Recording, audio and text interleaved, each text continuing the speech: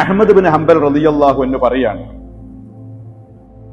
വബാലഗ ഫീ ദമ്മിഹി ഹത്താ ഹജറൽ ഹാരിസൽ മുഹാസിബി.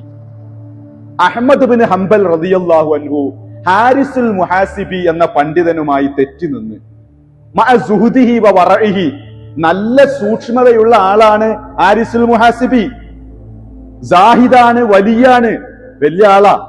പക്ഷെ Ahmad bin Hanbal തങ്ങള് അദ്ദേഹത്തോട് തെറ്റി നിന്നു.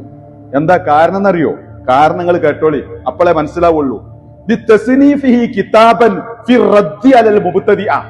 മുബ്തദിഇനെ ഗണ്ണിക്കാൻ വേണ്ടി ഒരു കിതാബ് അദ്ദേഹം എഴുതിയത് കൊണ്ടാണ് അഹ്മദ് ബിൻ ഹംബൽ മൂപ്പരോട് തെറ്റിയത്.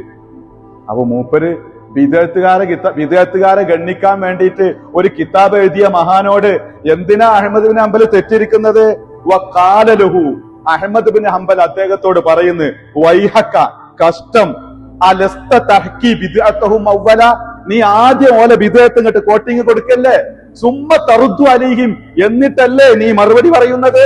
അലസ്ത തഹ്മിലു നാസ ബിതസ്നീഫിക അലാ മുത്താലഅത്തി കലാമി അഹ്ലിൽ ബിദ്അ, ബിദ്അത്തിന്റെ ആൾക്കാരുടെ കിതാബ് മുത്താലഅ ചെയ്യാൻ നീ പ്രേരിപ്പിക്കല്ലേ ചെയ്തത്? വതഫക്കുരു ഫീഹി, അതിനെപ്പറ്റി പഠനം നടത്താനും മനനം നടത്താനും നീ പ്രേരിപ്പിക്കല്ലേ ചെയ്യുന്നത്?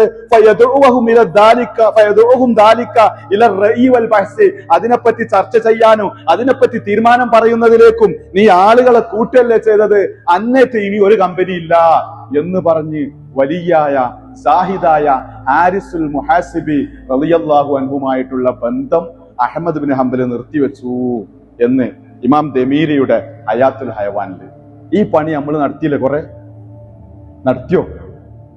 നടത്തിയില്ലേ? കുറെ നടത്തി. ഇതിലൂടെ എന്താ ഉണ്ടായത്?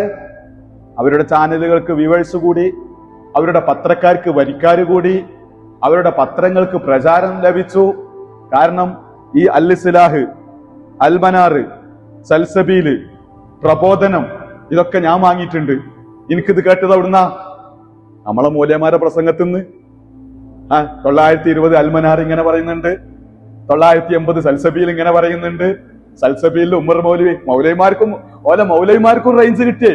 ഉമർ മൗലവി, KM മൗലവി, EK മൗലവി, TK മൗലവി, MCC അബ്ദുറഹ്മാൻ മൗലവി, ഇങ്ങനെ കാണാപ്പാഠം പറഞ്ഞത് സുന്നികൾ എന്ന് പഠിച്ചിട്ടാണ്. അപ്പോ ആവശ്യത്തിൽ ഇടപെടാമായിരുന്നു.